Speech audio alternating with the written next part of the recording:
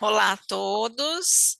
Hoje, dia 12 de dezembro de 2023, estamos em mais um fórum de discussões do ciclo gravídico puerperal e neonatal, encerrando aí o ano de 2023 com a presença da professora doutora Roseli Calil, que trouxe um tema de muita relevância para este contexto deste fórum de discussões, que é sepse neonatal, manejo e gerenciamento no uso de antimicrobianos. A professora Roseli é médica neonatologista da Divisão de Neonatologia do CAISM, Unicamp, doutora em pediatria pela Faculdade de Ciências Médicas da Unicamp, coordenadora do Núcleo de Segurança do Paciente do CAISM, consultora em neonatologia para o grupo de trabalho de IRAS na no âmbito da neonatologia da Anvisa, consultora em neonatologia para a saúde da criança do Ministério da Saúde e do portal de boas práticas do Instituto Fernandes Figueiras da Fiocruz. Muito obrigada por estar conosco mais uma vez, professora, que tenhamos uma excelente aula e agradecer você pela parceria e pelo apoio durante esse ano. A palavra é toda sua. Boa tarde a todos, agradecer essa oportunidade de estar aqui. Tenho certeza que tenho colegas ouvindo e nos ouvindo de vários estados, né? Já foi mencionado aqui Santa Catarina, o pessoal do Rio de Janeiro e as pessoas que residem no estado de São Paulo, que de pronto já vi muitos amigos aqui, pessoas que nos honram em estar aqui. Eu vou tentar passar o slide, mas se não passar, a gente vai ter que, acho que, interromper e compartilhar de novo, porque ele não está passando, viu, Adriana? Só um minutinho aqui, Tá só um bom, segundo. tá bom. Eu vejo as carinhas, já vi a carinha do André aqui, que é um querido amigo nosso, mas vai dar certo. Espera aí que eu vou compartilhar novamente. Espero que agora dê certo. A tela está inteira? Sim. Sim. Ah, sucesso, pronto. Sus Então, agora deu certo. Boa tarde para todos. Então, a gente vai falar sobre sepse neonatal, sobre manejo e o gerenciamento do uso dos antimicrobianos. Eu declaro não ter conflitos de interesse com relação ao tema dessa apresentação e o que o meu real interesse aqui é que vocês consigam, né, entender a mensagem que a gente vai tentar passar e multiplicar os conhecimentos. A gente sabe que pelo horário nem todo mundo tem essa oportunidade, mas quem estiver aqui, que plante as sementinhas onde estiver.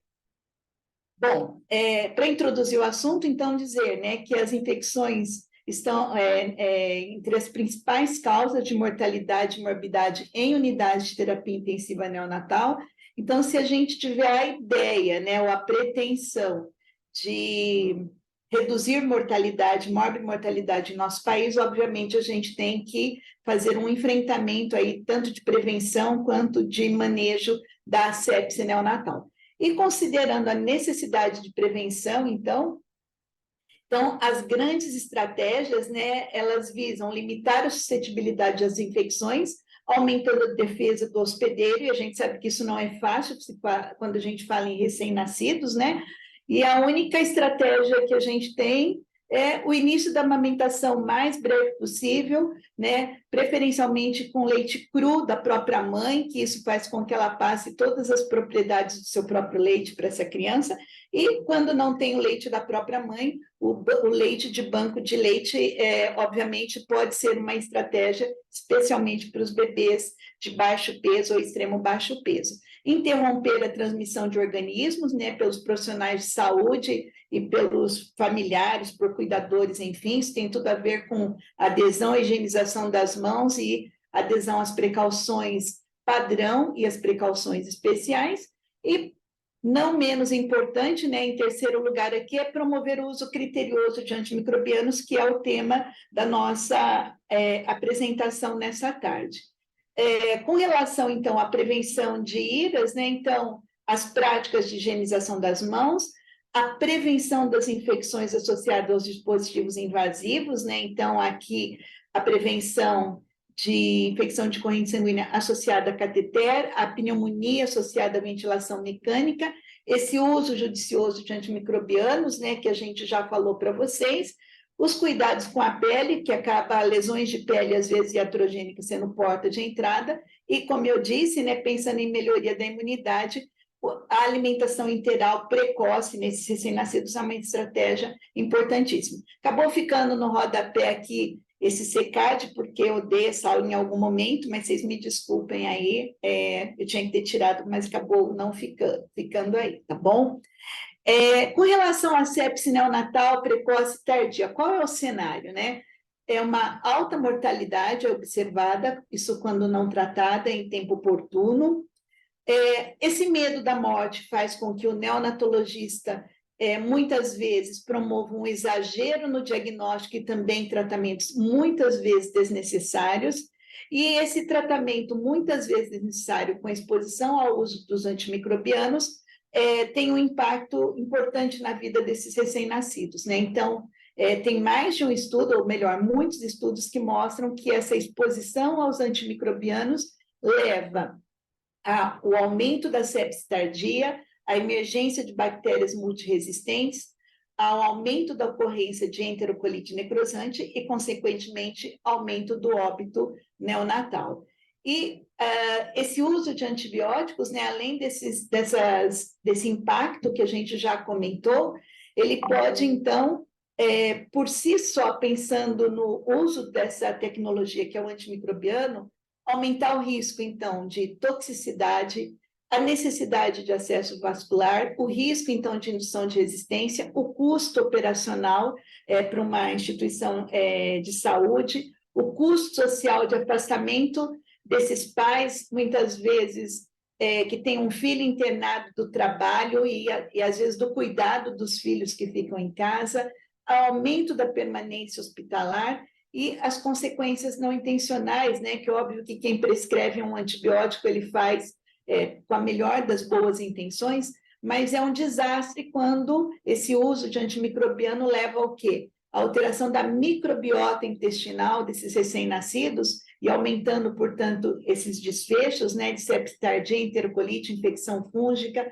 morte, e algumas publicações falando também que essas alterações precoces da microbiota do recém-nascido podem levar também ao aumento de risco de asma e alergias, isso na vida futura dessas crianças. Então, aqui, né, em termos de publicações, são várias as referências que falam, então, desse impacto do uso do antibiótico na sepse tardia, enterocolite e morte.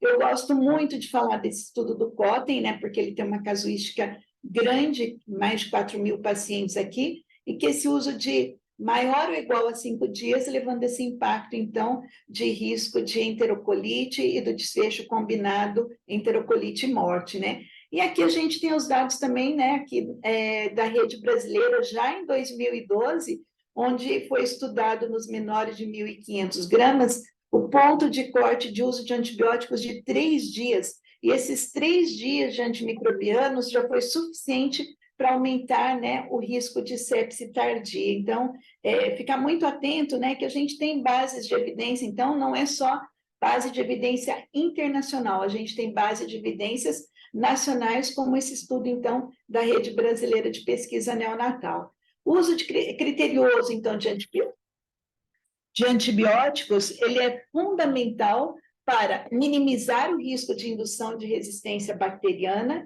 e o surgimento de espécies multiresistentes e diminuir a ocorrência de eventos adversos, então, associados ao uso de drogas.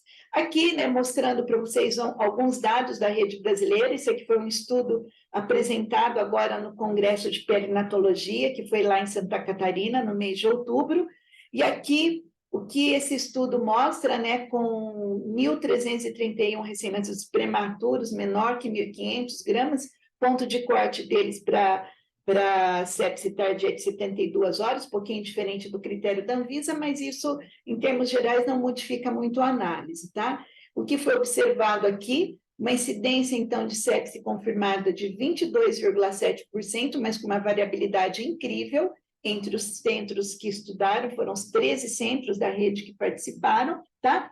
E aqui o impacto da mortalidade, né? A sepse tardia confirmada com uma mortalidade aqui de 21,8%, mas chegando até 50%, né? Então, aqui, o comparativo, né, desses dados aqui é uma síntese desses dados. Então, em crianças não sépticas, né, que participaram desse estudo, 5,5% de morte versus, então, 21,8%, ou seja, o impacto de mortalidade causado pela sepse neonatal tardia, confirmada microbiologicamente.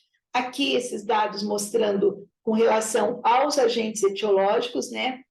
Então, a mortalidade aqui, embora a etiologia causada de sepse tardia por fungos tenha sido poucos casos, uma mortalidade aqui de 38%, dos gram-negativos 26,5%, tá? E aqui gram-positivos e aqui os coagulases negativos, né? Então, a gente tem que ficar muito atento com essa situação, né? Aqui, na verdade, eu falei em porcentagem, não, eu acho que isso é porcentagem, sim. Acho que não é número absoluto, se eu não estiver enganado, mas eu acho que sim, tá? Bom, e aqui, comparando os dados da rede brasileira com a rede Vermont, o que a gente vê? Que nas crianças sem sepse, na rede Vermont, uma mortalidade aqui de 5,1%, né? Que é muito parecido com a mortalidade nos recém-nascidos sem sepse na RBPN aqui, então, 21,8% versus 5,5%. Então, a nossa mortalidade aqui, né, é importante, especialmente por fungos, é 38% mesmo, aquilo que eu tinha mostrado para vocês, tá? Então, 7% foram infecções fúngicas, mas com 38% de mortalidade. Dos gram-positivos, estafilocoagulase negativo, 14,2%, e dos gram-negativos, 26,5% de mortalidade. Então, a gente tem que ficar muito atento. Isso aqui era um estudo anterior da rede, com uma leve redução, né, de sepse tardia confirmada nesse estudo de 2006, 2008, que caiu aqui para 22,7%, ok? E aqui, com relação ao fenótipo de resistência, isso são dados da Anvisa. Aqui o preto é o TI neonatal, o adulto é o verdinho, e aqui o TI pediátrica. E aqui o que esse estudo mostra, né, com relação aos coagulases negativos, a gente sabe que a resistência natural do coagulase negativo é elevada, né, 78% de resistência, isso é o esperado, com a vantagem que os coagulases negativos têm uma baixa morbidade. Já o aureus, né, 36% aqui de resistência ao Staphylo aureus, e o enterococo resistente a vanco, aqui em 2015 e 2016, em torno de 4%. Então, o enterococcus resistente a vanco não é um micro-organismo muito preocupante ainda em unidades neonatais. O áureo, sim, ele já tem uma maior frequência de resistência microbiana, então a gente tem que se preocupar também com isso, tá? Aqui, com relação ao cenário nacional, então, de 2022, né? Então, para quem se interessa pelo assunto, nos dados da Anvisa, você pode clicar, você pode ver os dados gerais, mas pode também ver os dados por estado. Então, aqui eu pus todas, né? Mas esses dados de 2022 não estão ainda inseridos os dados do estado de São Paulo, dos outros estados, mas o que a gente vê aqui, o percentual, então, de resistência microbiana dos diferentes micro-organismos, né? E aqui o aureus em torno de 20-25%, a Klebsiella um pouquinho mais, né? O coagulase negativo aqui, o geral, em torno de 40%, mas a gente sabe que o coagulase negativo em ambiente hospitalar, geralmente mais que 80% deles são resistentes à oxacilina, tá? Bom, e depois a gente vai falar sobre o manejo. Em termos de resistência aos antimicrobianos aqui, então, resistência às cefalosporinas de terceira geração, né? A ceftazidima, a carbapenêmicos e a polimixina, isso, então, em infecção confirmada laboratorialmente, o que a gente notifica são associadas a cateter em unidades neonatais, então, os dados aqui de 2022.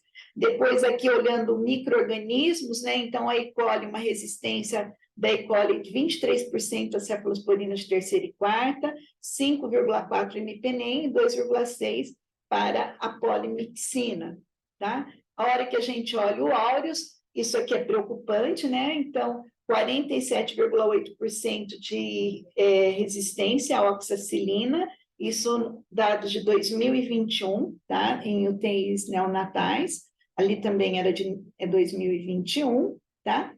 E aqui, com relação ao coagulase negativo, como eu disse, os dados de 2021, 86,8% desses casos são infecções resistentes à oxacilina. Mas não por isso a gente precisa usar vanco empírico quem tem esse perfil de microbiota no seu ambiente. A gente vai falar daqui a pouco de manejo, tá? E aqui, com relação aos dados do Estado de São Paulo, de 2022, no relatório de CVE, a gente tem os micro-organismos mais prevalentes, está meio desformatado isso daqui, que eu puxei de um PDF, mas o que vocês percebem aqui, né, que os coagulases negativos, eles continuam sendo um micro-organismo importante em unidades neonatais, áureos menos, e o que preocupa, né, é uma tendência nos últimos anos de um aumento dos gram-negativos. Então, olha, tudo que está aqui, ó, pseudomonas, tudo isso daqui que vocês estão vendo,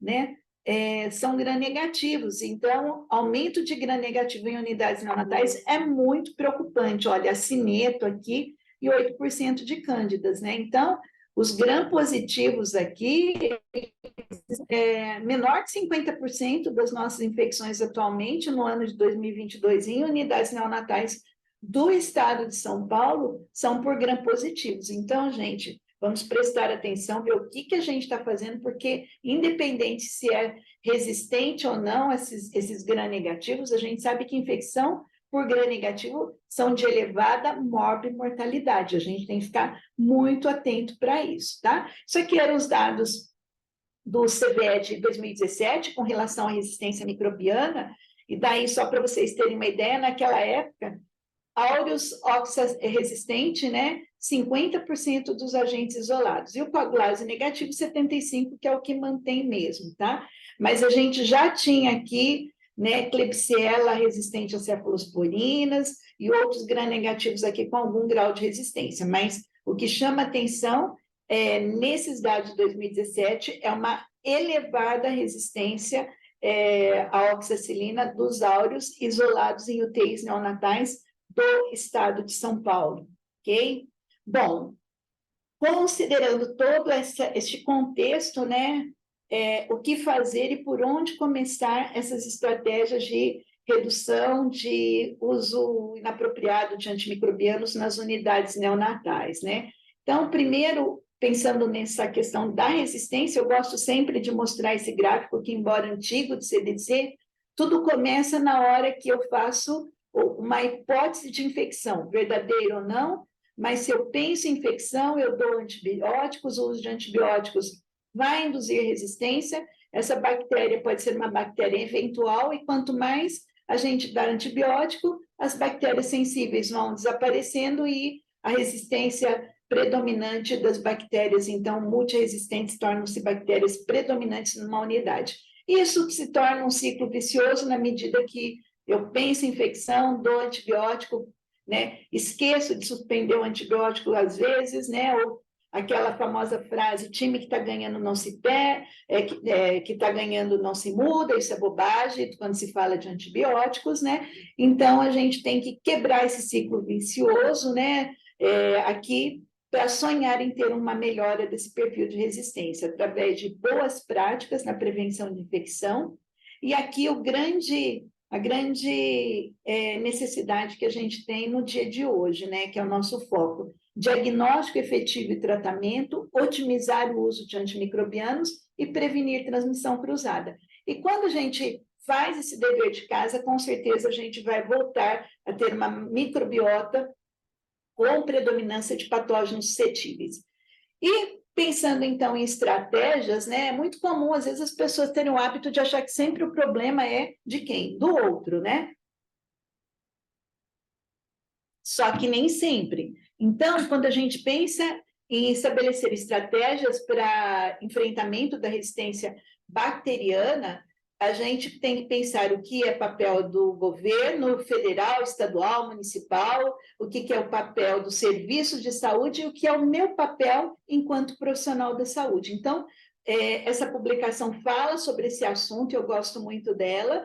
Então, primeiro ponto, né? Em termos de países. Então, resistência não é um problema do futuro, o tempo de ação é agora, né? Antes, a gente pensava na resistência microbiana no UTI de adulto. O que eu estou mostrando para vocês é que a resistência microbiana ela está presente nas UTIs neonatais do nosso país de uma forma muito preocupante, entendendo que a vida acabou de começar, ter esses dados é algo que nos chama muito atenção.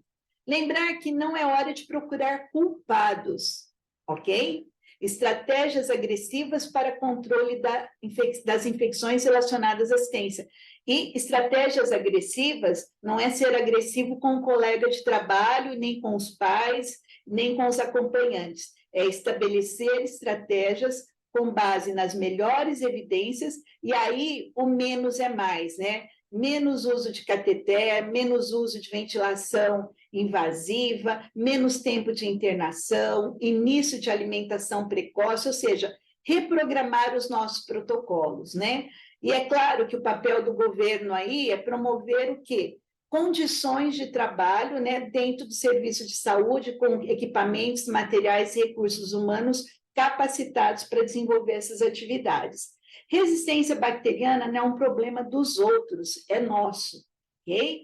E necessidade de ações coordenadas, isso em termos de países, né? Com relação aos serviços, então, nós precisamos prevenir infecção relacionada à assistência e a disseminação de bactérias multidroga resistentes, produzir e compartilhar informações, melhorar a prescrição de antimicrobianos, melhorar o diagnóstico de infecção relacionada à assistência, melhorar, então, as condições higiênico-sanitárias. Então, isso é papel, óbvio que ter um gestor preocupado com tudo isso é muito bom, né? Mas é claro que só o gestor preocupado não vai modificar esse cenário. Nós, profissionais de saúde, estudantes, alunos, residentes, enfim, todos nós temos um papel importante a contribuir. Com relação à deficiência de estrutura e riscos de infecção relacionada à assistência tardia, o que a gente observa?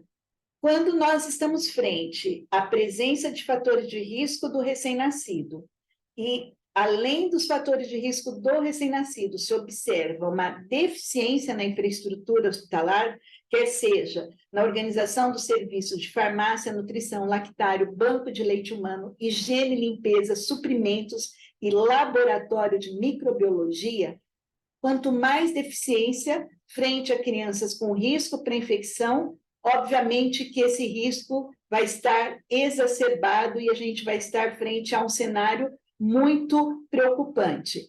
E o que nós observamos também é que quanto pior é a estrutura hospitalar, maior é a tendência dos profissionais de saúde, aqui falando dos prescritores, né, de um uso maior de antibióticos de forma indiscriminada. Por quê? Frente à desorganização da estrutura e do processo de trabalho, qualquer piora clínica desse recém-nascido, o indivíduo não pensa em outra coisa que não infecção, ele não faz diagnóstico diferencial de outros agravos que podem ter manifestação clínica semelhante a uma infecção. Ele só pensa em infecção e ele inicia o antibiótico, tria, colhe hemocultura, às vezes nem colhe, ou se colhe, às vezes não observa se o resultado lhe permite um descalonamento. Então, esse é o cenário que, infelizmente, nós observamos dentro do nosso cenário nacional, e por que não dizer que no estado de São Paulo, obviamente, que comportamentos como esses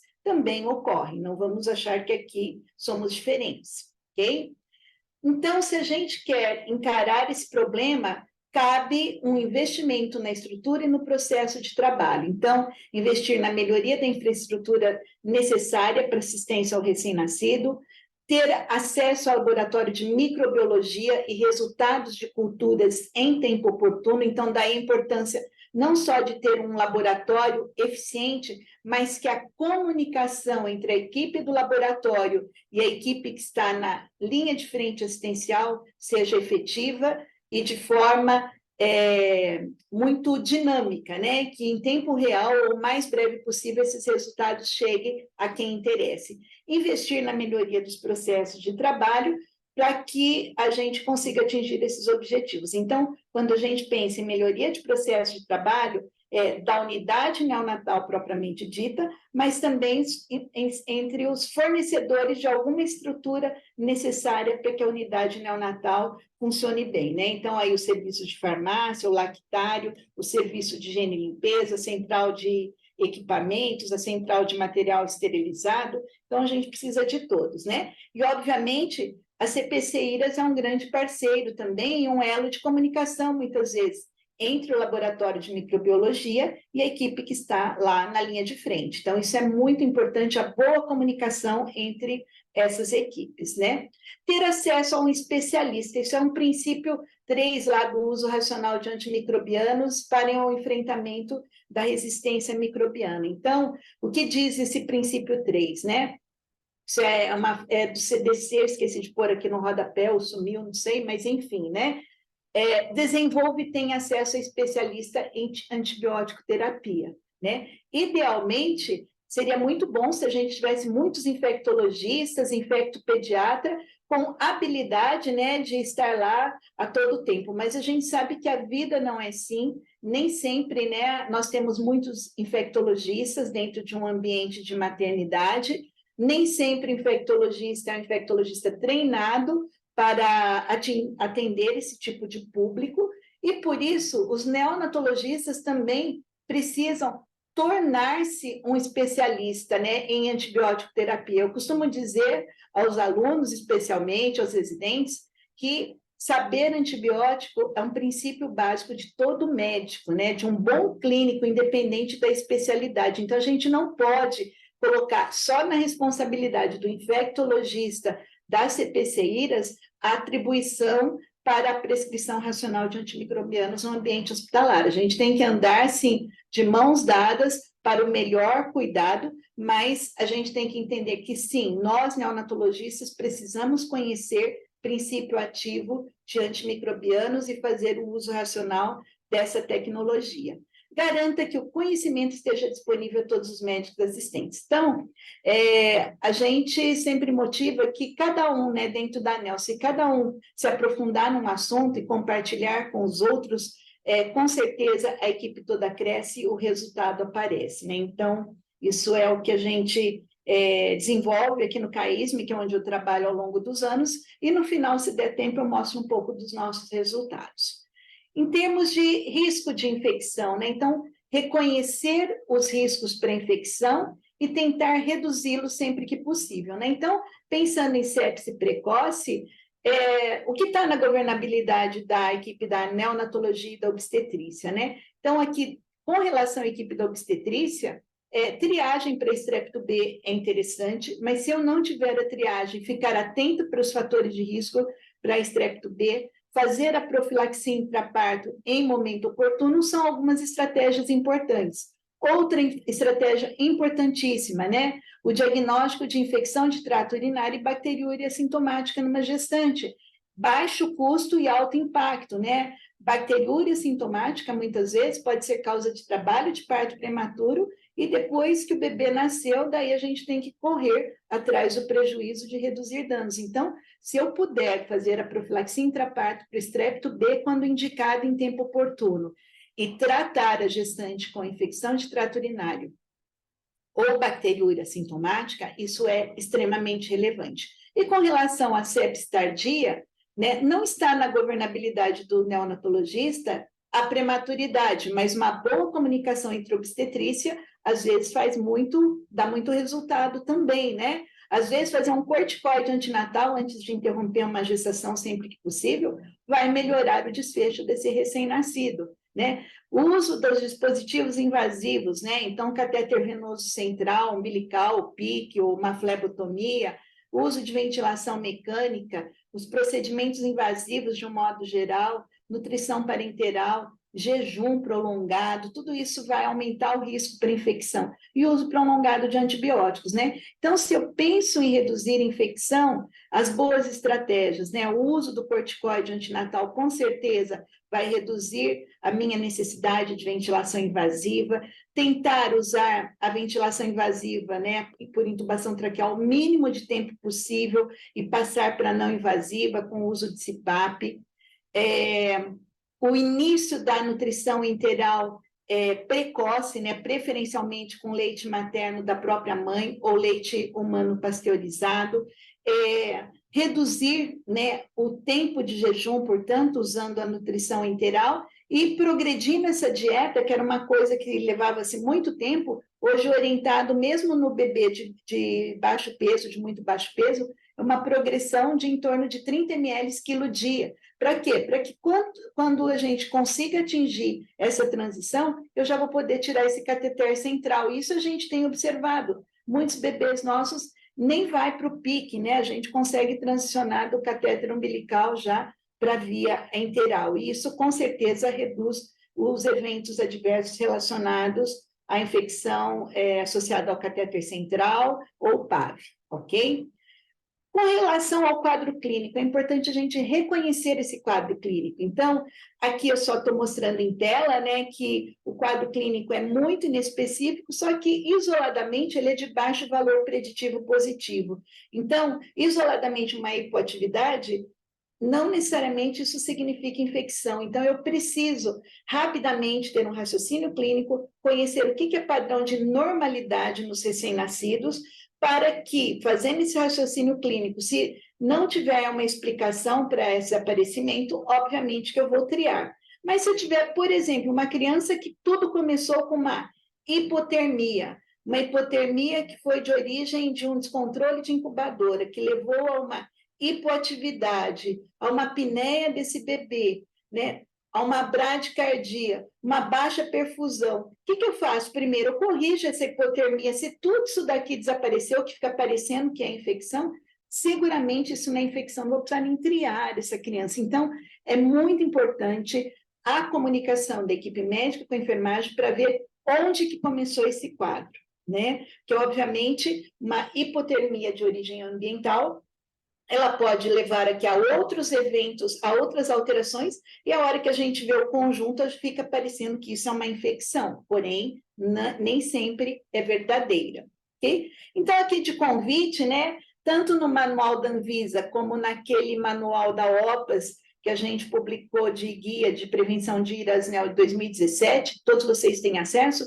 tem o diagnóstico diferencial para aparecimento de cada uma dessas manifestações. Então, estudem e peçam para os médicos residentes da sua unidade estudar esse assunto também, que é muito importante, tá?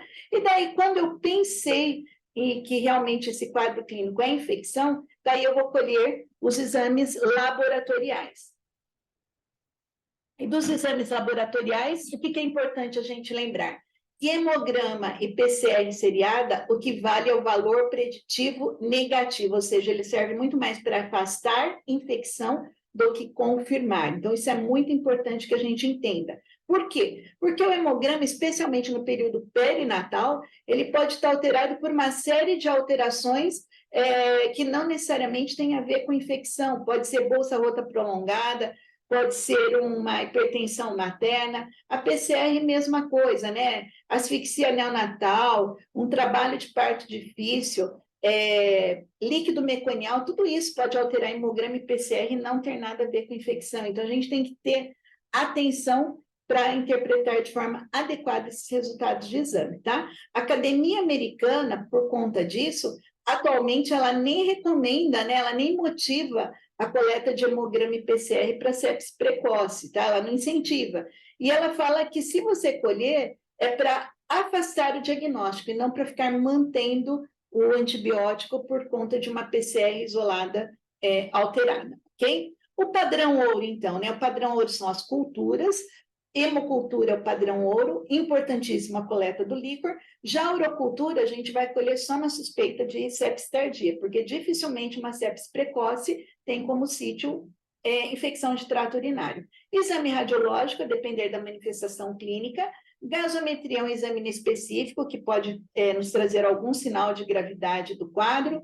Coagulograma, a gente só colhe se tiver sinais de sangramento presente, tá? Aqui da PCR eu comentei com vocês, né, por que a gente tem que entender quando valorizar ou não. Então, aqui, olha, para a sepse precoce, olha, todas essas situações que estão aqui em lista, que eu já comentei com vocês, elas podem levar a alteração de PCR, não necessariamente isso é infecção, ok? Então, para concluir esse raciocínio da sepse precoce, lembrar que, né, alteração respiratória, clínica de desconforto respiratório ao nascimento, não necessariamente é sepse. Isso pode ser um distúrbio adaptativo, pode ser uma síndrome do desconforto respiratório, né? Que distúrbio hemodinâmico, lá eu mostrei para vocês, naquele estudo, 30% está associado à sepse, o resto não necessariamente, né? Então, o distúrbio hemodinâmico pode ser por hipotensão do RN prematuro, pode ser um choque cardiogênico, especialmente nos quadros de asfixia ou numa cardiopatia congênita. A doença hipertensiva, né, materna pode levar a neutropenia, alterações de leucócito, alteração de plaquetas, levando a plaquetopenia, inclusive, e situações de estresse, em geral, aumento de PCR, né? Então, lembrar que risco de infecção não necessariamente é doença, né? Risco de infecção é para ser observado, monitorado. Então, como recomendação, né, já dentro dessa frase que risco de infecção não é doença, o que precisamos fazer? Elevar a observação clínica e, sempre que possível, remover os fatores de risco, tá? Outra recomendação, necessidade de identificação do patógeno, né? Então, o que é importante a gente lembrar em termos de hemocultura? O que é recomendado, né? Meio 1 ml, sempre vem isso. Mas é tão difícil escolher hemocultura. Tá, se a gente quer fazer um diagnóstico apropriado, tá? Não vão poupar o sangue da hemocultura. Poupa do hemograma seriado, que alguns serviços fazem, PCR seriada, de montão, né? Então, vamos poupar em outra coisa, mas se tem uma coisa que a gente precisa colher direito, é hemocultura. Então, o que é o ideal, né, da hemocultura, o que esse estudo nos mostra, né? Idealmente, por que 1 ml, né? Porque se eu tiver uma infecção com uma baixa concentração de unidades formadoras de colônia por ml, isso pode acontecer nas infecções neonatais.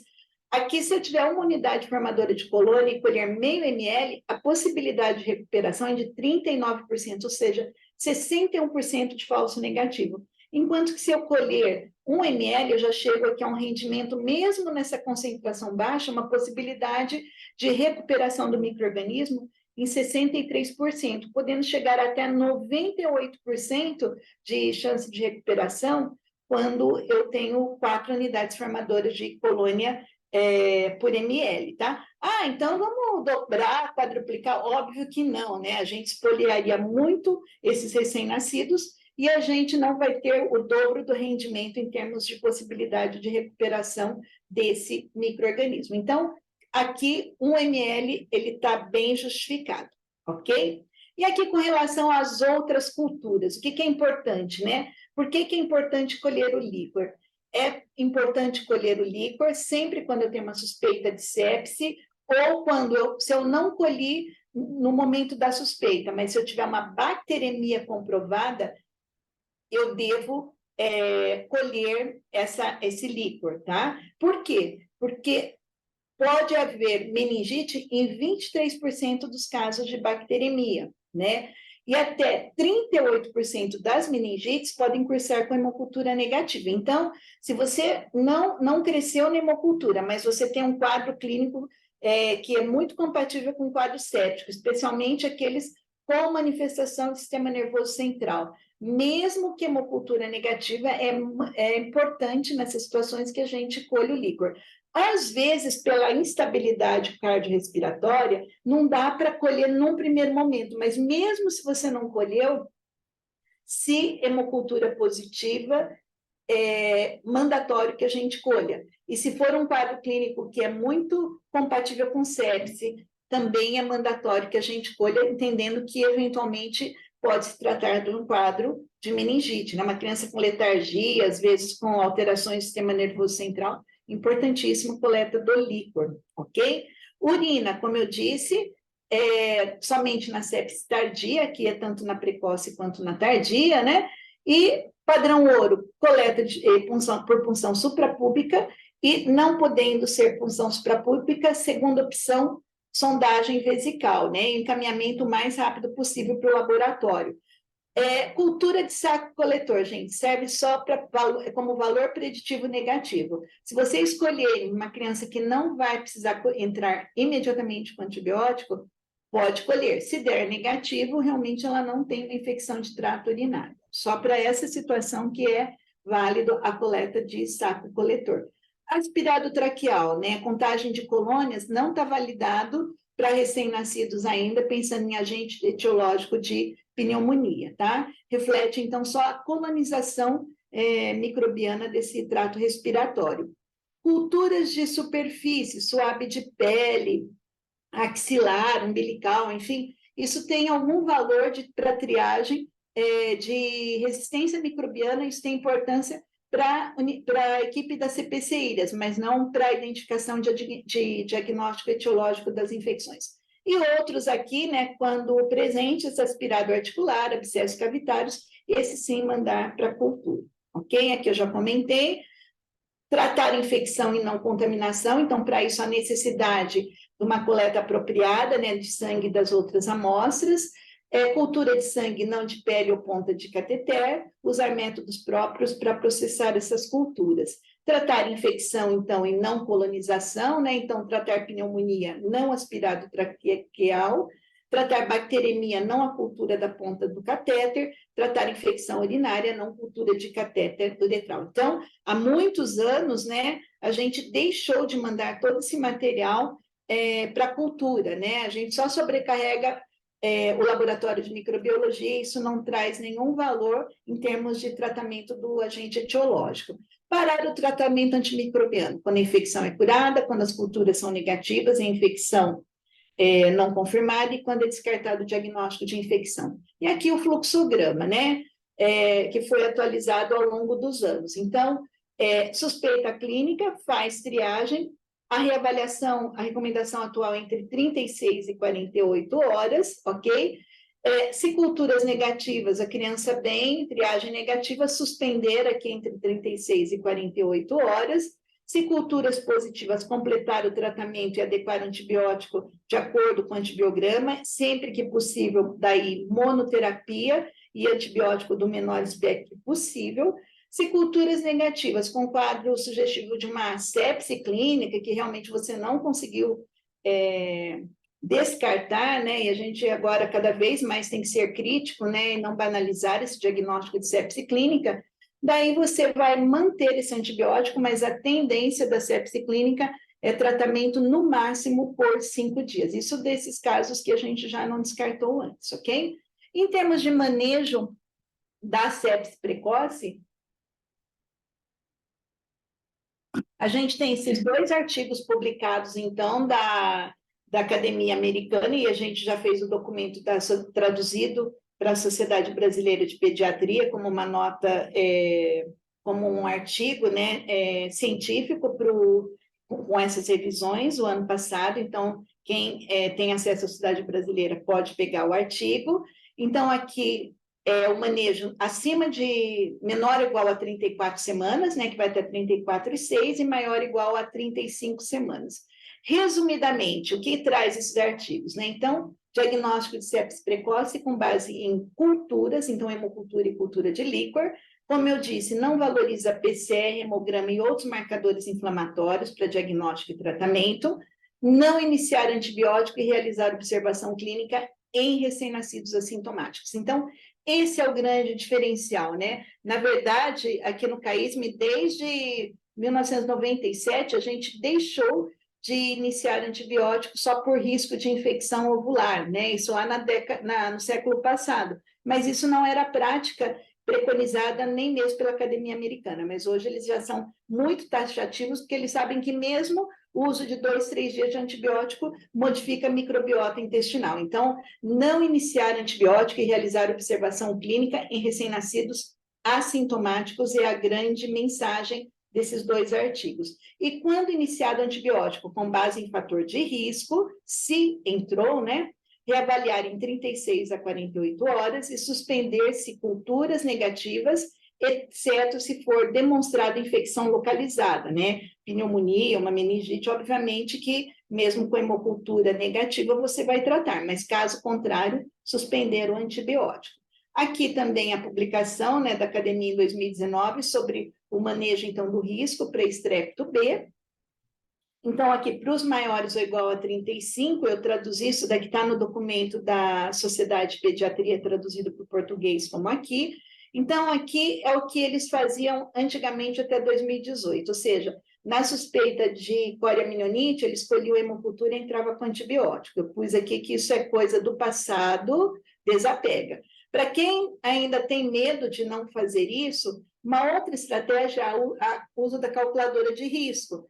Já entre esse protocolo da coluna A para o B, fazendo esse uso da calculadora, já tem impacto na redução do uso de antimicrobianos. Mas o que a gente quer incentivar vocês, para quem não faz isso ainda, é seguir esse fluxograma, que é basicamente o que a gente faz, como eu disse, desde o século passado. Tem sinais clínicos de doença, né, de infecção no caso? Se sim, vai ser admitido na UTI neonatal, triado, colhido hemoculturas, inicia o antibiótico empírico e reavalia aí agora entre 36 e 48 horas. Não tem sinais clínicos e tem alguma preocupação associada a febre materna ou profilaxia feita de forma inadequada? Se a resposta for sim, o que precisamos fazer nessas crianças é uma observação clínica, que pode ser inclusive no alojamento conjunto, e daí, dependendo da evolução clínica, né, se ele evoluir com sinais clínicos de infecção, daí você colhe hemoculturas, inicia um antibiótico empírico, tá? Ou seja, é valorizado a observação clínica desse paciente.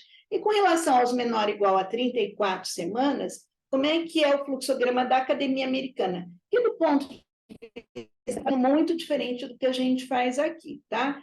Aqui que eu falo no CAISM. Então, o que eles observam aqui? Crianças nascidas com algum critério, trabalho de parto prematuro, ruptura prematura de membranas ou algum sinal de infecção intraminiótica. Se a resposta for sim, colhe hemoculturas, entra com antibiótico empírico e reavalia em 36, 48 horas. Eu falo que não muda muito com aquilo que a gente faz, porque, do ponto de vista prático, é muito comum essas crianças com idade gestacional menor que 34 semanas, especialmente os menores que 32, nascer com algum desconforto mais permanente, né, que não desaparece na primeira hora de vida. Então, ok, a gente tria, mas se triar e entrar com antibiótico, reavaliar aqui em 36, 48 horas.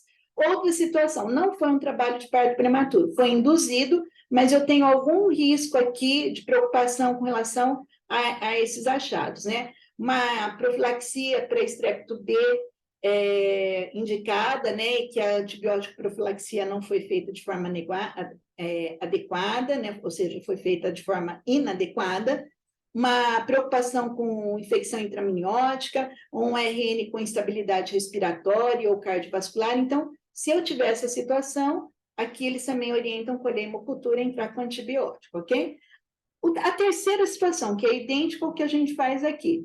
Crianças nascidas de parto cesárea por indicação materno-fetal, com bolsa rota no momento do nascimento, ou seja, fora de trabalho de parto e bolsa íntegra. Então, se for esse o caso, né, ou se aqui foi um induzido, mas sem essas preocupações, mesmo sendo um prematuro, né, você vai o quê?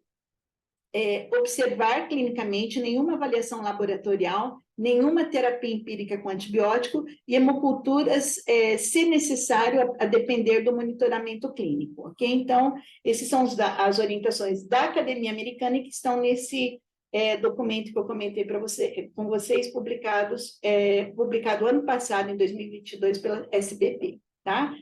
O diagnóstico de coriamnionite, ele também não pode ser banalizado, né? Porque daí a gente valoriza isso e fica dando antibiótico para as crianças. Então, diagnóstico de certeza é através de cultura de líquido amniótico ou histopatológico. Só que, do ponto de vista prático, demora esses exames. Então, para manejo do recém-nascido, o que a gente usa, né? É o critério clínico de suspeita de coriamnionite, que é definida como temperatura intraparto materna de 39 graus ou temperatura materna de 38 a 38,9 em combinação com um ou mais sinais. leucocitose, drenagem cervical purulenta ou taquicardia fetal, tá?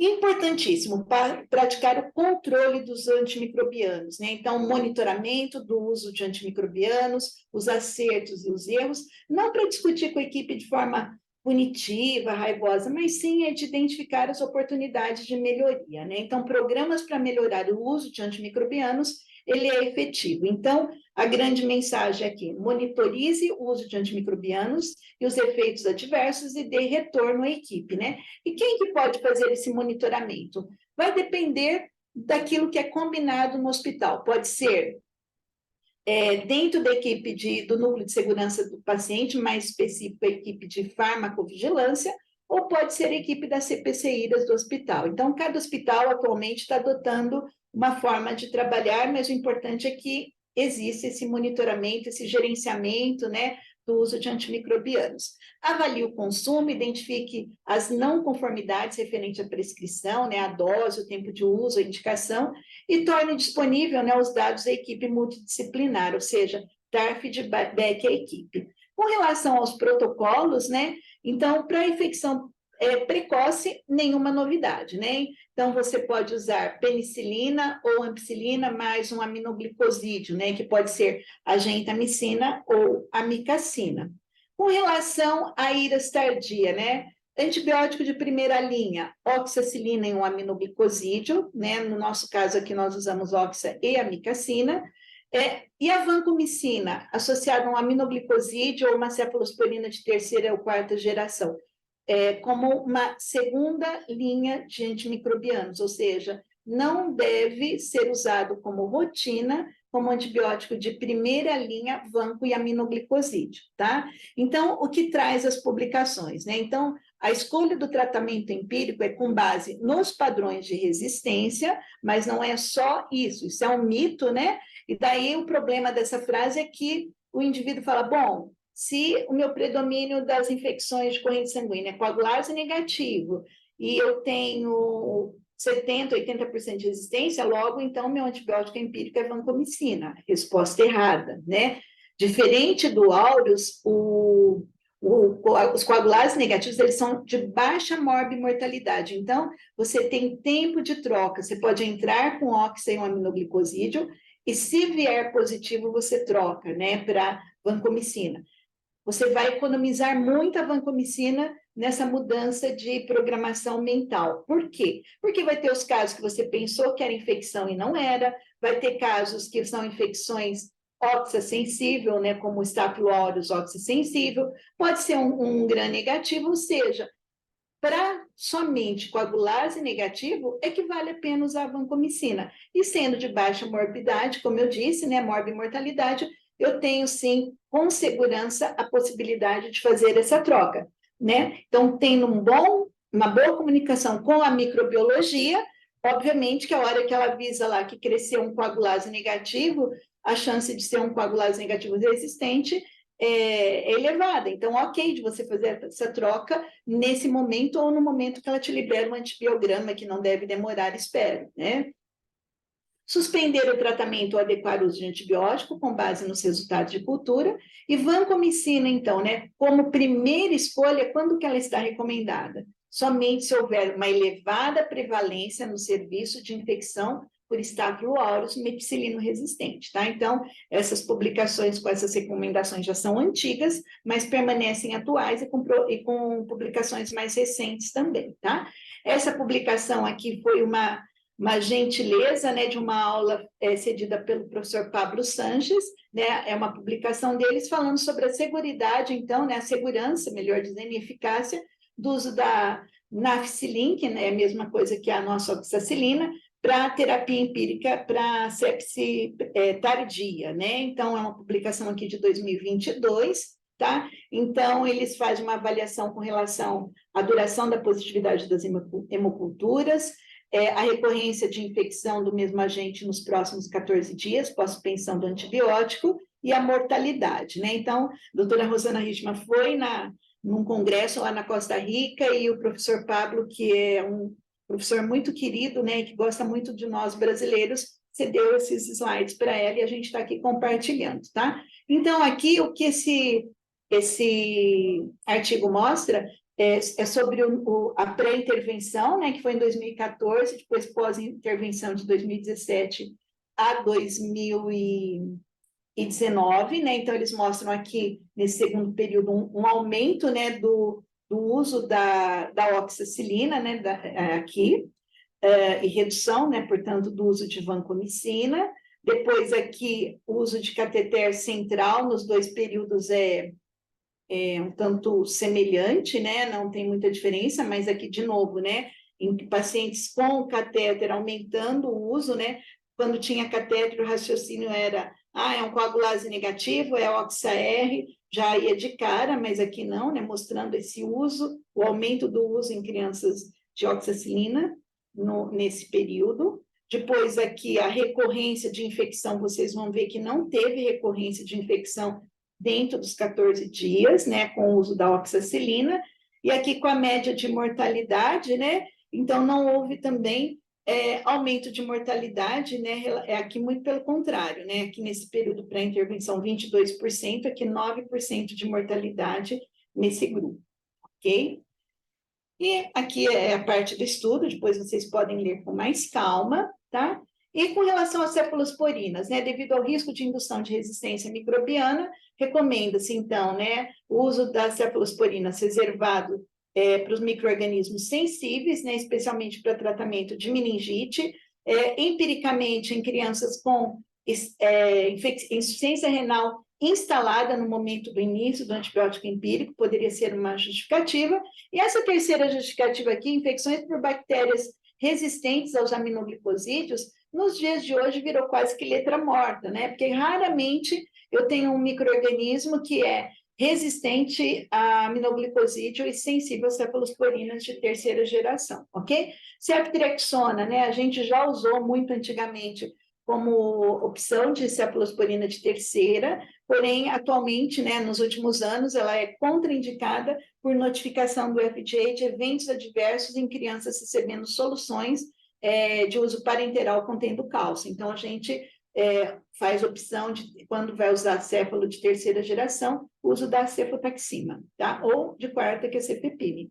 O uso dos carbapenêmicos, né? Então, ativos contra a maioria das bactérias, gram-positivas e gram-negativas, incluindo as espécies ISBL e AMP-C positivas e anaeróbias, porém, né, parece que é ótimo, mas são fortes indutores de resistência e alteram a microbiota do recém-nascido. Estão associados ao surgimento de pseudomonas resistentes aos carbapenêmicos, portanto, né, quando que a gente vai usar carbapenêmico, imipenem, meropenem, ertapenem, enfim, né? Uso restrito a situações onde não há outra possibilidade terapêutica, como surtos de infecção ou enterobactérias produtoras de beta-lactamase espectro estendido, né? Ampicum sulbactam, né? Quando faltou penicilina no nosso país, até para sepsis precoce, alguns serviços usaram, né, no desespero, mas sempre que possível poupar para o uso do tratamento para acineto, que é quando sensível a este antimicrobiano. Lembrar que ele ainda não é aprovado pelo FDA para uso neonatal, então, portanto, é um uso off-label. E a moxaclavulanato, né, ela é autorizada para uso neonatal, então, como uma opção terapêutica quando bem indicado, tá? O tratamento para fungos, lembrar, então, que a anfotericina desoxicolato permanece como tratamento de escolha para as infecções fúngicas com repercussão sistêmica, e para o herpes simples, né, o aciclovir, eu não vou entrar nesses detalhes, porque isso já vira outra aula, né? O tempo de tratamento dessas infecções vai depender do quê? Da gravidade do caso, da presença e da localização, do agente etiológico, mas também isso vem mudando, e a tendência é reduzir cada vez mais o tempo, né? Então, isso daqui é o clássico, né? Para gram-negativo sem complicação 10 a 14, né? Meningite por gram-negativo 21 dias, gram-positivo sem complicações 10 dias, meningite por gram-positivo 14 dias. Atualmente, como eu disse, a tendência é ir reduzindo esses tempos, né? Então, meningite sem agente isolado 10 dias, tá? Os outros aqui iguais, isso aqui é o protocolo que a gente adota aqui. Sepse clínica, a gente já baixou de 7 para 5 dias. Pneumonia sem agente isolado, 7 dias. Infecção de trato urinário, 7 dias. Tá? Isso é o que a gente faz aqui no hospital, e muitos serviços têm adotado protocolos semelhantes, e, como eu disse, tempo de redução, né? Então, isso aqui é a aula da cortesia lá do professor Pablo Sanches, e olha o que ele vem trazendo aqui de novidades, né?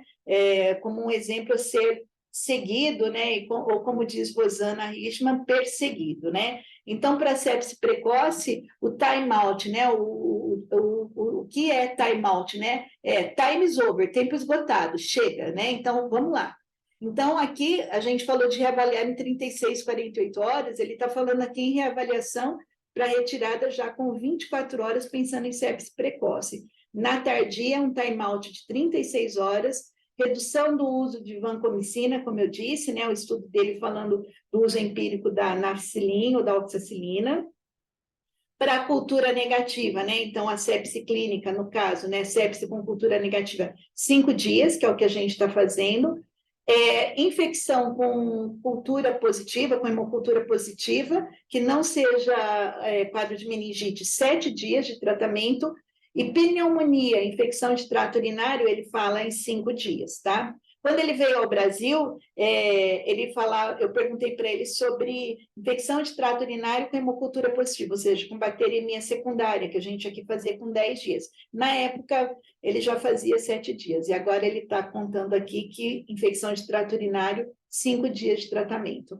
E para enterocolite necrosante, 7 dias de tratamento, e aqui os esquemas, né? AMP com Subactam, gentamicina, e pipetazo aqui, ele é como uma reserva, né? Ele não recomenda como primeira escolha. Bom, para ir finalizando a nossa apresentação, né, o que eu queria dizer para vocês, né, falando do programa de controle de antimicrobianos, quais são os elementos centrais, né? A importância de ter uma liderança, ter esforços colaborativos, ter uma equipe multidisciplinar focada nesse assunto, a responsabilidade de todos, né, com o engajamento da equipe e um feedback, né, positivo e negativo. Então, como eu disse, intervenção sem punição, né? Não é ficar debochando do colega que foi um pouco mais pesado, então a gente não pode ter esse tipo de comportamento abusivo. Expertise em drogas, a importância do farmacêutico clínico, autorização prévia, então alguns serviços trabalham com time-outs, né, que bloqueiam o uso a partir de um determinado momento, isso depende da política de organização de serviços de cada serviço de saúde, uma ação específica para cada serviço, então os bandos de melhoria da qualidade, a monitorização com coleta de dados, métrica, né, do uso de antibiótico, então dote por antibiótico, taxa de utilização, os relatórios com sessões interativas, a educação de médicos, prescritores, diretrizes e protocolos, tá? Lembrar que a gente tem uma nota técnica sobre o gerenciamento do uso de antimicrobianos, né, stewardship em adultos no Brasil, da Anvisa. Nós não temos ainda a obrigatoriedade do monitoramento de pediatria em NEL, mas eu queria dizer para vocês que nós estamos escrevendo esse documento, algumas pessoas aqui da Unicamp, né, a professora Vanessa, da Escola de Enfermagem, e mais o pessoal da equipe lá do Pequeno Príncipe, lá de Curitiba, tá? Flávia, Marinei, Luísa, são pessoas muito queridas que a gente teve o prazer de fazer parcerias, e com a Mara, lá da Anvisa. Então, a gente está escrevendo esse documento que muito provavelmente será publicado no próximo ano. Monitoramento do uso de antimicrobianos, então, né? A gente entende que é importante monitoramento dos eventos adversos, que a gente já comentou, avaliação de consumo, tornar disponível esses dados para a equipe multidisciplinar. Isso daqui é uma publicação, né? Qual que é a melhor métrica? É bem interessante esse artigo, e ele vai falar, então, para vocês, está aqui a referência dele, né? Aqui tem, não sei se vocês vão conseguir clicar aqui para pegar o artigo, mas o que a gente tem aqui é que para recém-nascidos a taxa de utilização de antimicrobianos é um dos mais fáceis de ser feitos e um dos mais recomendados, tá? Mas aí no documento, quando sair, a gente vai explicar qual é a vantagem e desvantagem, né? Quais são as limitações do uso de DDD, por exemplo, em NEL, né? Que não dá muito certo, enfim, ok? Aqui só, eu não sei se eu tenho tempo, 15:09, eu vou falar bem rapidamente sobre algumas experiências aqui no CAISM, né? Então, isso aqui é meu artigo da minha tese de doutorado, onde a gente já, lá no século passado, já tinha problemas com a resistência microbiana, e a intervenção foi a redução do uso de cefalosporinas, tá? Isso fez com que a gente diminuísse a colonização por essa bactéria, isso foi lá no ano de 95. Isso aqui foi a segunda parte do estudo, que foi um estudo que teve de prevalência, depois de incidência, um estudo longitudinal. Aqui, né, a redução, então, do uso de cefalosporinas de um ano para o outro, na época a gente usava ceftriaxona e ceftazidima. Nos anos seguintes, que a gente foi ver o impacto da redução da colonização na infecção, a gente viu que em 95, quase que um quarto das nossas infecções naquela época era por multi-R, nos anos seguintes, praticamente média de 2 casos ao ano, sendo 3 casos por Enterobacter. Depois aqui, só para vocês verem o perfil de utilização de antibióticos aqui no CAISM, mostrando para vocês que principalmente a gente usa oxa e amica, quase nunca imipenem, bem pouco vancomicina. Isso lá em 2002, 2003, tá? Aqui era o fluxograma que a gente usava, né, para precoce, e aqui o que mudou agora é que a gente só colhe hemocultura nos casos com menor do que 35 semanas, a gente não colhe mais hemocultura em crianças só por risco de infecção, então, maiores que 35 semanas. Isso aqui é o impacto, né, do não uso de antibióticos. Então, aqui eram crianças que tinham risco de infecção e que a gente usou antibiótico e que não evoluíram com infecção. Então, é claro que os menores de 1.000 gramas geralmente são mais sintomáticos, então, proporcionalmente, mais crianças usavam, nos menores de menor peso. A média de utilização nesses que a gente descartou foi de 3 dias, e todos os óbitos ocorreram entre as crianças que usaram antibiótico, né? Então, naqueles que tinham risco de infecção, mas que não usaram antibiótico, nenhuma criança foi a óbito associado ao não uso de antibióticos, né? E a média de uso de antibiótico, como eu disse, foi 3 dias. E desse grupo que teve óbitos, que usou antibiótico, nenhum óbito foi associado a essa suspensão, tá? Outros dados mais agora de 2012, né, mostrando também, né, como é que é o manejo dessas infecções na mel, né? Então, de 178 pacientes que a gente considerou sintomáticos para infecção precoce, somente 19,5% foi mantido o tratamento, ou seja, 80,5% foi suspenso, na época ainda era 72 horas, mas depois a gente já, logo após, a gente passou para 48 e hoje está entre 36 e 48 a suspensão na precoce, tá? E das crianças assintomáticas e que tinham algum risco de infecção, 83% delas, né, permaneceram em alojamento, e dos que precisaram ser admitidos na UTI, na unidade neonatal por outras causas, foi 17%, essas também não usaram antibióticos. Isso aqui foi uma tese de mestrado, né, isso aqui foi um dado secundário, isso não era o objetivo principal da sepse, da tese, mas é um dado bastante relevante. E o orientador, então, foi o professor Sérgio Mata, tá?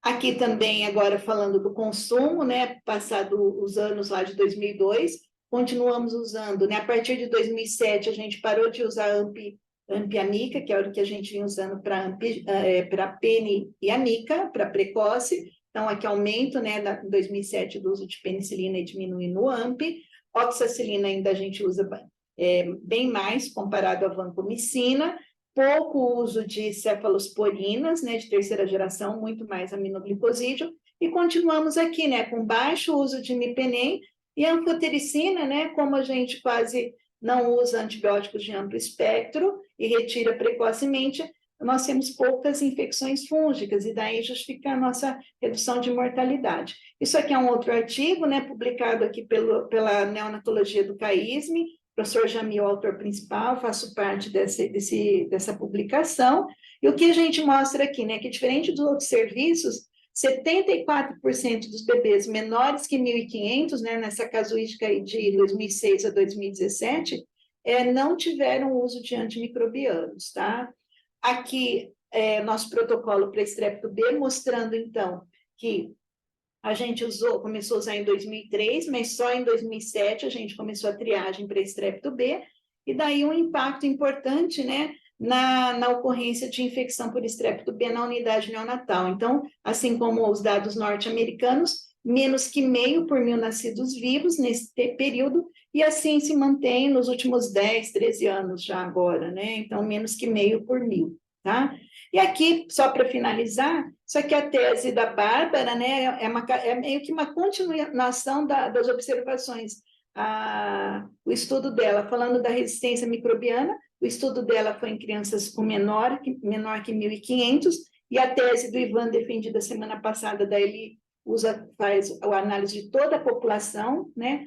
A dela de 2006 até 2020, e a do Ivan, que é outra tese, foi do ano 2000 até 2020. Então, a gente tem esses dados para mostrar para vocês, né? Depois vocês podem ver com calma essa apresentação, eu vou disponibilizar. E o que eu queria passar de mensagem, né? Aqui da sepsis, aqui tardia, por outros agentes, daí aqui os micro-organismos de interesse para avaliar, então ela não foi avaliar a resistência do coagulase negativo, mas sim dos outros micro-organismos, né? O aureus, enterococcus e os gram-negativos. Aqui é a distribuição dos micro-organismos, gram-positivo e gram-negativo, está tudo aqui. Ó, pouca cândida, né? Então, em 15 anos, nos menores que 1.500, 8 episódios de Candida albicans, 3 de... 3 de parapsilose tropicalis, tá? Então, essa é a casuística em 15 anos de infecções fúngicas, né? 15 episódios em 15 anos. Um por ano, mais ou menos, tá?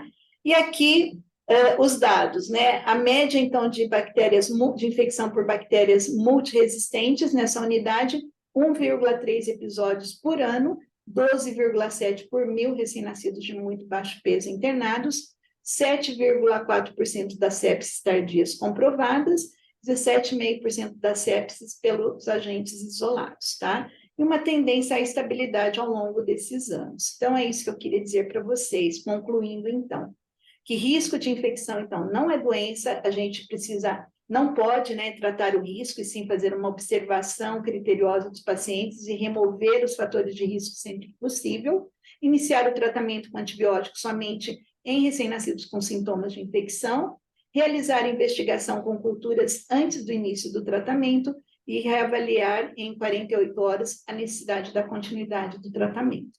Muito obrigada, gente. Obrigada, doutora Roseli.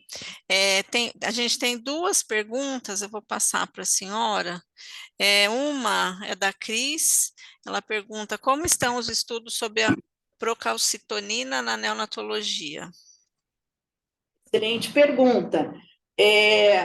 A procalcitonina, assim como outros marcadores inflamatórios, elas já foram e vêm sendo usados, mas o que a gente tem de estudos sobre esse assunto? E esses documentos da Academia Americana, se você pegar os artigos, vai ter a crítica sobre as limitações da calcitonina. Como que ela funciona? De vantagem, ela tem um aumento mais rápido quando comparado ao aumento da PCR. Fala que legal, então, mais precocemente eu vou ter um marcador aí. Só que ela também cai mais rapidamente. Então, em 24 horas, 36 horas, se ela está normal, se você não colheu inicialmente, ela está normal, não vai te dizer muita coisa, tá? Não tem padronização de normalidade para procalcitonina em neonatologia, né? Os laboratórios não têm validação de estudos robustos sobre padrão de normalidade. E tudo que pode alterar a PCR pode também alterar procalcitonina. E, ainda mais, também tem um custo elevado. Então, eu costumo dizer para as pessoas, né, que às vezes ficam muito tentadas a ter procalcitonina pelas dificuldades que tem de laboratório de microbiologia. Já conversei muito com os nossos colegas, né, lá do Palinel, da região norte.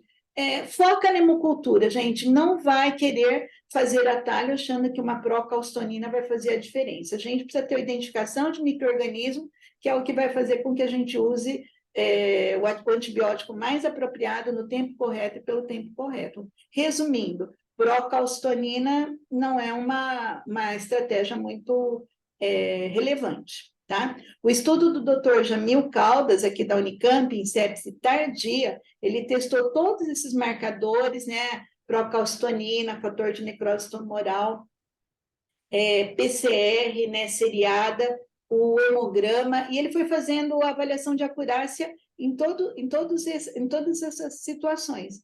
A melhor acurácia encontrada em termos de infecções que foram comprovadas microbiologicamente foi a associação de 2 parâmetros do hemograma mais PCR seriada alterada. Foi o que teve melhor acurácia, entendeu? Então, esse estudo do Dr. Jamil está publicado no Jornal de Pediatria, né? Então, está uma publicação nacional, então vocês podem ver esse estudo também.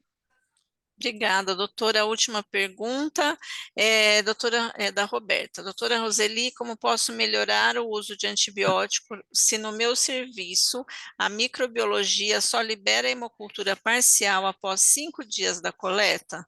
Acabamos mantendo os antibióticos nesses 5 dias. O que a senhora sugere? Eu sugiro que vocês conversem com a microbiologia ou peçam para o seu gestor conversar com ela, né? Laboratorialmente, isso é padrão de laboratório, realmente eles encerram as análises com 5 dias, tá? Isso é questão de método. Mas o que a gente sabe, né, que 80% a 90% das infecções, especialmente com método automatizado, a infecção verdadeira, ela já ela positiva dentro das 24 horas, um pequeno percentual até 48 horas. Acima de 48 horas, geralmente, ou é contaminação de coleta, então, onde quando você tem uma baixa concentração de uma microbiota, né? Então, uma hemocultura que tem um crescimento em uma de duas, isolado mais de 48 horas, é contaminação de coleta, então não deve ser valorizado. Então, o que precisa é explicar para esse laboratório de microbiologia que você precisa desse resultado, porque é o que vai fazer você poder suspender o antibiótico. Por outro lado, né, se é uma criança que está bem, até a despeito do resultado de hemocultura, eu já tenho visto profissionais que têm tirado antibiótico, mas especialmente daqueles casos que não deveriam nem ter entrado, né? Então, eu acho que tem que conversar com a microbiologia.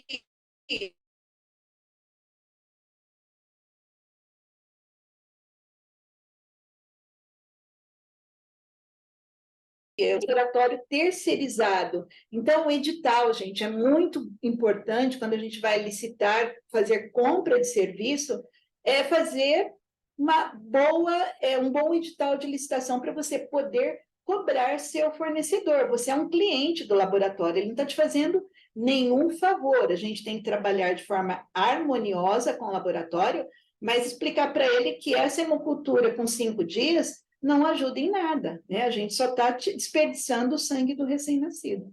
É isso. Acho que tem uma pergunta do André aqui, a gente pode responder? A última, tá? É que o nosso teto já Tá estourou. estourado. Tá. O Doutora André... André Giglio, para o Isso. tratamento empírico de meningite, na indisponibilidade de cefotaxima, é preferível usar cefepime ou possível usar o ceftriaxone desde que não seja infundido com soluções de cálcio? Eu acho que assim, né? Se for uma criança que não está usando, porque nenhuma solução de cálcio, porque não é infusão concomitante, é estar em uso de cálcio endovenoso, pelo que eu entendi lá do alerta do FDA. Cefotaxima ou cefepime, eu acho que não teria problema você usar uma cefepime se a criança está usando uma infusão de cálcio, né? Ceftriaxone, a limitação que eu disse é essa, em termos de penetração do sistema nervoso central, cefotaxime e ceftriaxone, mesma coisa, né? Pensando numa criança em pediatria e que não está recebendo infusão de cálcio, poderia ser cefotaxima, né? Lembrar que cefepime, ele tem um perfil de sensibilidade, às vezes, muito semelhante hoje em dia, né? Talvez um pouquinho mais ainda de sensibilidade, mas não estaria errado, objetivamente, André, você usar ceftriaxone, desde que não esteja usando cálcio, tá?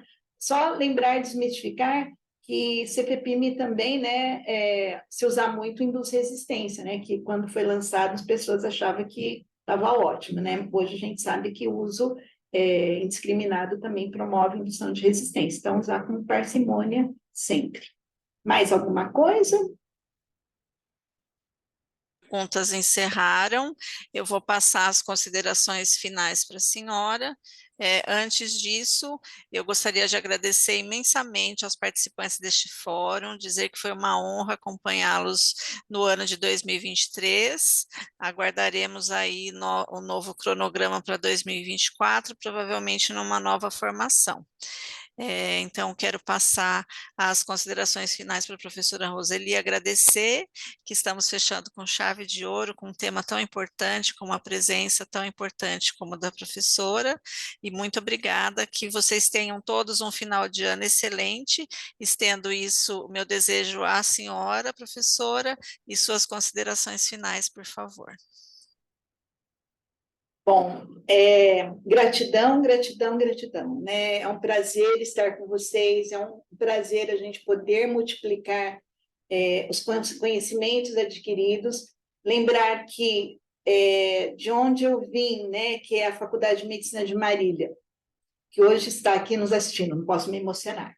Eu quero dizer que eu comecei lá, eu aprendi tudo que eu aprendi de uso racional de antibióticos, a raiz está lá, com os professores que tive, e dizer que aqui na Unicamp a gente teve a oportunidade de botar em prática tudo isso, né? Então, dizer que não desistam dos seus sonhos, né? Não desistam de oferecer uma melhor assistência aos nossos recém-nascidos, uma boa comunicação com os nossos gestores, com os nossos profissionais de laboratório de microbiologia, com CPCIras e com a equipe que está na linha de frente, com certeza a gente consegue melhorar a assistência prestada e reduzir o uso indiscriminado de antimicrobianos, né? E eu gostaria de ressaltar, então, a importância da equipe multidisciplinar, mas é um interdisciplinar integrado, né? Da equipe de farmácia, a importância da equipe de enfermagem, da equipe médica, né? E para os nossos residentes, eu queria dizer, aprendam o que é o normal, porque a hora que eu sei o que é o normal no exame físico de um recém-nascido, eu vou ter mais cuidado em não ficar triando e tratando crianças desnecessariamente. Essa é a minha mensagem e um grande abraço para vocês, um excelente final do ano e que futuramente a gente tenha outras oportunidades. Vou fazer só uma última propaganda. A gente tem no portal da Fiocruz o curso EAD Segurança do Paciente NEL, que de tempos em tempos é relançado. Tem um de diagnóstico de IRAS, NEL e tratamento, e no início do ano a gente vai lançar o de prevenção de infecção em neonatologia. Todos estão convidados a fazer esse curso ED, que é gratuito pela Fiocruz. Um grande abraço. Muito obrigada, um grande abraço a todos, até o ano que vem, se Deus quiser. Tchau.